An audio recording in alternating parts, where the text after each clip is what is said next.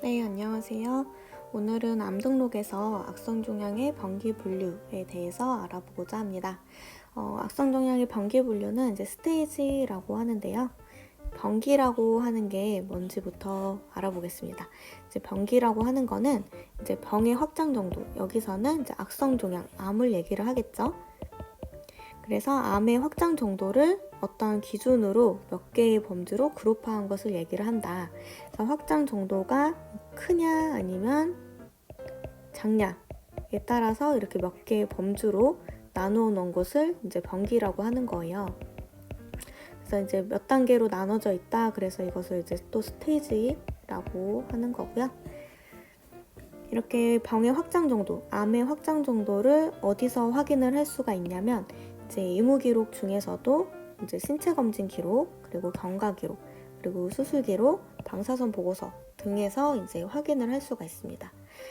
이러한 기록들을 보고 암의 확장 정도가 어느 정도인지를 이제 확인을 한 다음에 그 확인한 내용에 따라서 이제 알맞은 그런 단계를 찾아서 이제 병기 스테이지를 주게 되는 거예요. 이것도 이제 그 코드가 있어서 단계별로 이제 스테이지 코드가 있어서 그거에 맞는 코드를 부여를 하게 됩니다. 그리고 이러한 병기 분류 체계는 이제 종류가 여러 가지가 있어요. 일단 이제 중앙암등록 사업에서 사용을 하는 병기 분류 체계는 요약병기가 되겠습니다. 그래서 Summary Staging이라고 하고요. 이것을 통해서 이제 중앙암등록 사업에서 암등록에 이용을 하는 거고요. 그리고 이제 TNM 분류라고 하는 거는 이제 의사들이 많이 쓰는 병기 분류 체계입니다. 그래서 이제 의무 기록에서 보통 TNM으로 이 분류가 되어 있는 것을 많이 볼 수 있을 거고요. 이제 암 등록은 이 요약병기로 암 등록을 기본적으로 하기 때문에 이제 TNM에 쓰여져 있는 것을 이제 요약병기로 변환해서 또 입력을 할 수도 있어야 됩니다. 그래서 TNM이 무엇인지 이제 간단하게 좀 살펴보고 넘어가면 TNM은 암에서 일단 T는 투머를 얘기를 하고요. 투머는 종양에 대해서 이제 그 등급을 매겨보는 거고, N은 노드여서 림프절에 대해서도 또 살펴보고, 마지막 M은 메타스타시스 전이에 대해서 이제 살펴보는 겁니다. 그래서 각각 여기서도 단계가 존재를 하고요. T1에서 T4, 그리고 N은 N0에서 NX, 여기 사이에도 이제 1부터 4까지 존재하고요. 그리고 메타스타시스도 이제 0에서 MX 모르는 것까지 아는데 여기 사이에도 이제 M1에서 M4까지 나눌 수가 있습니다. 그래서 각각 이제 또 등급을 나누고 여기서 이제 선택된 각 등급을 이제 묶어서 여기서 이제 스테이지를 정하게 됩니다. 그래서 스테이지 1은 뭐 예를 들어서 T1, 노드 0, 메타 0인 것을 이제 스테이지 1이라고 이렇게 병기를 분류하고요. 또 스테이지 2 같은 경우는 이제 T2에 N1, M0. 그러니까 M0, 여기가 제로가 되는 거는 전이도 없고 림프절 전이도 없고 그냥 그 종양 자체가 등급이 1이다 라는 뜻이에요. 이런 것처럼 스테이지가 4까지 있고요. 스테이지 3, 스테이지 4까지 이렇게 나누어져 있고요. 그래서 이러한 TNM을 가지고 이제 암 등록을 하는 서머리 스테이지 요약병기로 이제 호환을 해서 이제 또 입력을 할 수도 있어야 된다. 그 다음에는 이제 협력병기라는 것인데요. 협력병기는 다양한 병기 시스템을 사용할 때에 이제 의사소통 문제가 있어서 그 문제를 해결을 하려고 이렇게 협력병기로 이제 그 통일해서 쓰려고 하는 목적으로 만들어진 병기 체계입니다. 그 다음에 이제 병기 분류 체계에서는 이제 피고라든 두케스 같이 별도 특정 암에 따른 병기가 따로 있는 것들이 있습니다. 그래서 예를 들어 피고 같은 경우는 여성 생식기,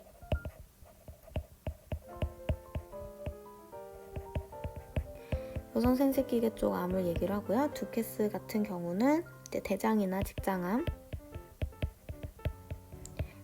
직장암에 있어서의 변기분류 체계를 이야기를 합니다.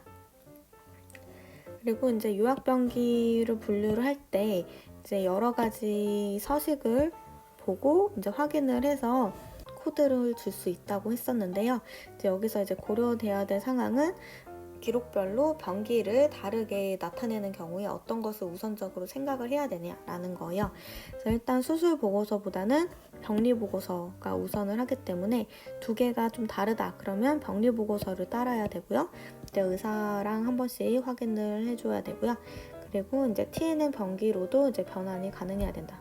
TNM을 이제 유학변기로 호환도 할 수 있어야 되고 유학변기를 또 TNM으로 이제 변환도 가능해야 되고요. 그 다음 추진연원일 이후로 4개월 이내에 가능한 모든 정보를 포함을 해야 된다. 그 다음 TNM과 임무기록 정보가 다르다 그러면 이제 정보가 더 우선적이어야 되는데 이제 의사가 판단하에 이제 TNM을 줬을 수도 있으니까 이제 논의가 필요하다라는 것이고요. 이런 4가지 고려사항을 따라서 이제 유학변기로 코딩을 주면 됩니다.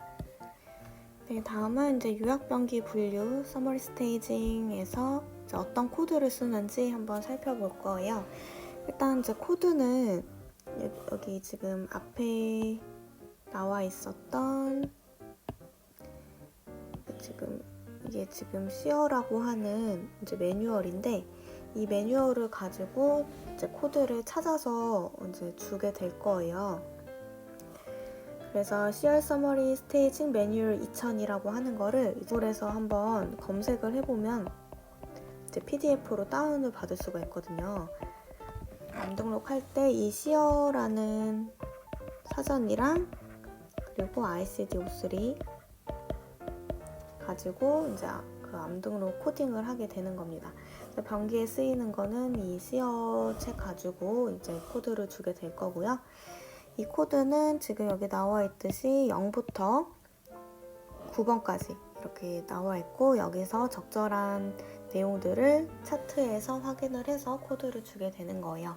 그래서 각각 그 코드의 의미를 그 표로 한번 알아보고 오늘 마치도록 하겠습니다. 네, 그러면 일단 코드 0을 쓰는 경우는 이제 제자리 암종일 때 사용을 하게 되고요. 차트에 이제 인사이트라는 의미가 있으면은 코드 0을 주게 됩니다. 그래서 인사이트 암이라고 하는 거는 말 그대로 암이 제자리에 있다라는 거예요. 얘가 이제 악성암이긴 한데 원래 악성암의 특징은 전이를 한다라고 하는 특징을 가지고 있죠. 근데 아직 전이를 하지 않고 그 생겨난 그 부위에 그대로 이제 그 자리에 있을 때 제자리에 있을 때 제자리 암종이라고 하는 거예요. 제자리에 있다라고 해서 제자리 암종이라고 부르는 거고요. 그래서 이제 범위를 보면은 종양이 발생한 그 장소 내에서만 존재를 한다. 그 발생한 장소 내에서만 존재를 하는데 뒤에 이제 세부 지침을 배우겠지만 이제 상피암 내에서만 이제 이 제자리 암종을 줄 수가 있고요. 이제 6종 같은 경우는 이제 제자리 암종이 나올 수가 없습니다. 네, 이거 일단 기억해두고 뒤에 더 이제 세부 지침을 나가보도록 할게요. 그 다음에 이제 코드 1 같은 경우는 이제 원발 부위에 국한된 악성 종양일 때 준다. 그래서 차트에 이제 localized라고 하는 의미, 이제 곡소성이나 국한성 의미를 갖고 있을 때 주게 되는데요.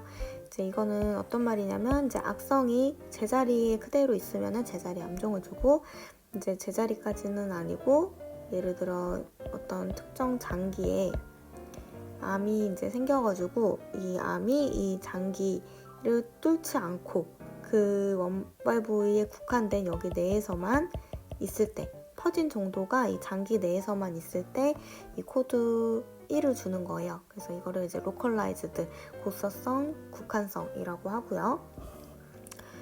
그리고 이제 코드 2부터 코드 5까지는 이제 지역성, regional이라고 해서 지역성, 국한성이라고 하는데 이때부터는 이제 암이 원발 부위를 뚫고 그 주변 조직으로 침범을 하기 시작하는 단계라고 할 수가 있습니다.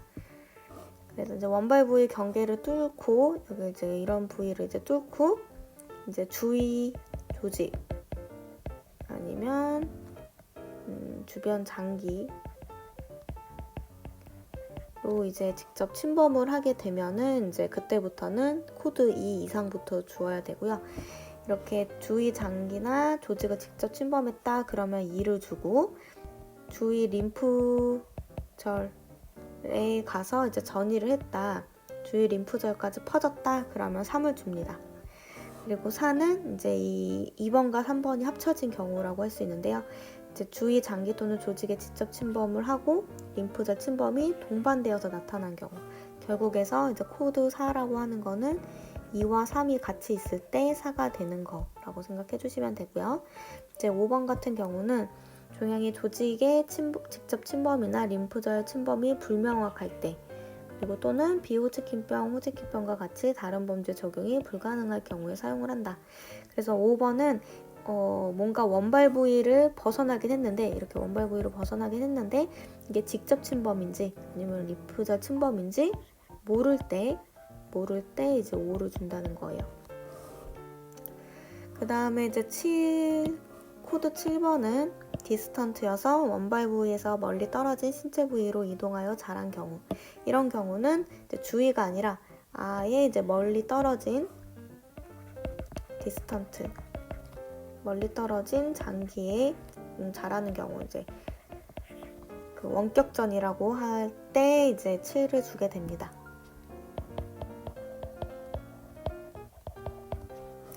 그리고 이제 요약병기를 아예 모르는 경우는 이제 9번을 주게 되고요. 이제 원발 부위가 보통 불분명하거나 사망진단서에 그냥 암 환자로 확인된 경우, 이제 암 환자다라고까지만 나왔지 그 암이 전이된 확장 정도